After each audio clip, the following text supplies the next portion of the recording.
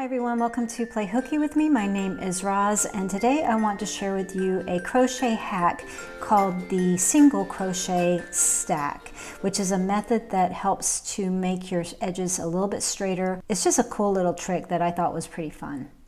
Along with that, I'm going to share tips and tricks on how to get a really straight edge, even if you decide that this little hack isn't for you. So yeah, let's go ahead and start playing some hooky. If you want to jump straight to the crochet hack, there's a timestamp below.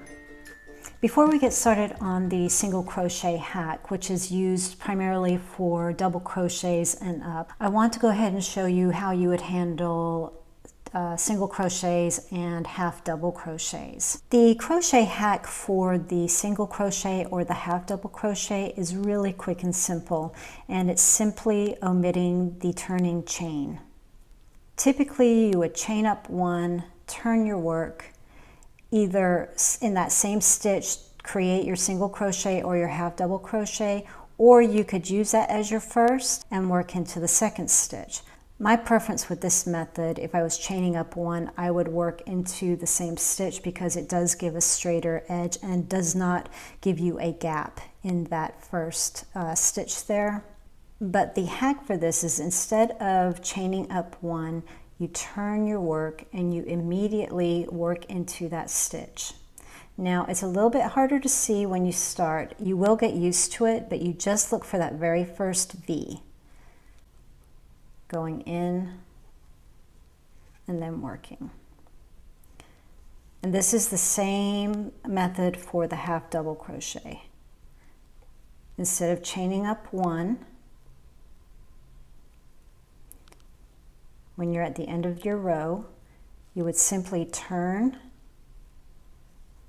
and create your first half double into that very first stitch. And I thought this was a pretty good tip, and I did use it for a project recently. Isn't this the sweetest little square? This was for a crochet along that I participated in July. And you can see that the edges are really lovely and straight. Now the downside to this is that sometimes it can be hard to see that very first stitch to work back into it, so you do need to keep closer attention to your count. For me personally, I don't see a huge change in the straightness of the sides, but I do find that it makes the work a lot tighter and denser, and it feels good. I don't know how to explain it other than that. So to repeat that, the tip for single crochets and half double crochets, simply omit the turning chain. Moving on to the double crochet, treble crochet, and upwards from there, I want to first show you your options for your rows. Typically, you would chain up 3. You have 2 options here. You can use it as your turning chain and work into the same stitch with a double crochet and then move on. And the same for trebles. If it was trebles, you could chain up 4 and then work a treble into that same stitch. Or you could just chain up 3 or 4, whatever your preference or stitch is going to be, and use that to serve as your first treble crochet or double crochet. So for example, here I chained up 3, that would be my first double crochet, and then I would skip over and continue working.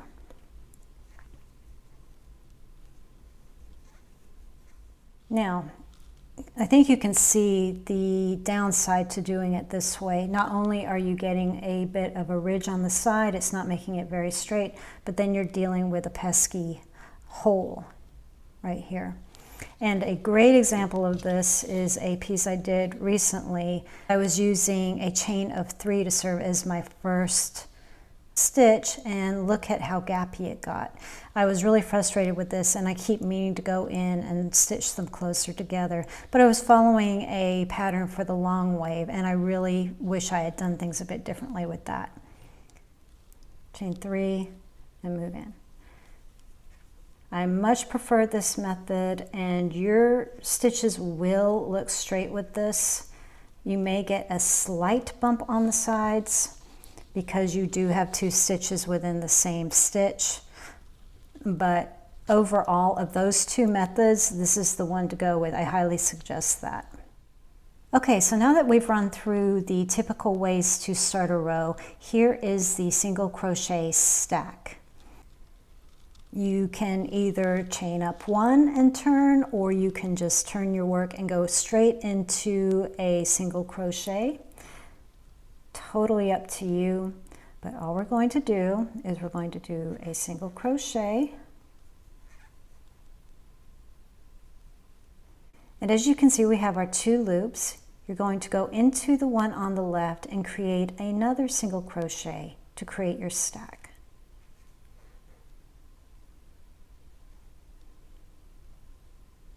And there you go. That is a single crochet stack, and that serves as your first double crochet. Now, what if you wanted to do a treble crochet? You would repeat the process until you get to the height that you want. So again, you have your 2 stitches here, go into the left side, create a single crochet, and now you have the equivalent of a treble crochet. Let's go back down to a double. Now the reason this works is because it is making the thickness of a double crochet, it looks a lot like a double crochet, but you don't have 2 stitches within that same space there, which helps with your alignment here. And that is why this is so appealing. And I like it a lot. The only drawback to this, whoops, I'm not doing the right thing. The only drawback to this is that your top stitch when you come back can be a little bit tighter. So I would suggest that if you're finding it's hard to see that stitch, put a little stitch marker in there just to get some practice in so you can easily eyeball it for next time. See, here's a good example. It's kind of hard to see where your next stitches that you need to go in. It lays a little bit lower than it typically would if you were doing other methods. So that's why a little stitch marker will really help at first to get used to what that looks like. And here's another tip, and this is just a no-brainer, but we never want to hear this. Just count your work. Your work will be so much straighter if you just take the time to count. You'll notice if it starts to look really wonky, it's probably not really the different ways that you're starting your stitches. It's probably more to do with your count. 1, 2, 3, 4, 5, 6, 7, 8, 9, 10, 11, 12. I needed 12 and I have 12. All right, so that's it. Thanks so much for playing hooky with me. Thank you for liking, subscribing, and commenting. It means the world to me to have you here, and we will see you again next time. Bye.